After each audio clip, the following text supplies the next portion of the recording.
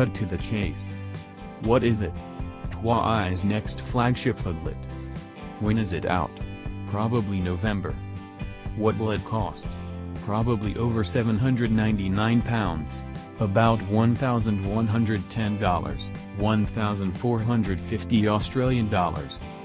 Huawei typically starts selling new entries in the Mate range in November, most recently with the Mate 10 and Mate 10 Pro in November 2017, though those two were announced in October. It's likely that the company will sell the Huawei Mate 11 Pro from November 2018, but with an announcement in October 2018. However, there aren't any actual release date rumors yet, and if you're in the US we wouldn't count on being able to buy it, as Huawei's recent handsets haven't hit the States. There also aren't any price rumors, but the Mate 10 Pro launched at £699, $1,099 Australian dollars, $799, so we'd expect the Mate 11 Pro will cost at least that much.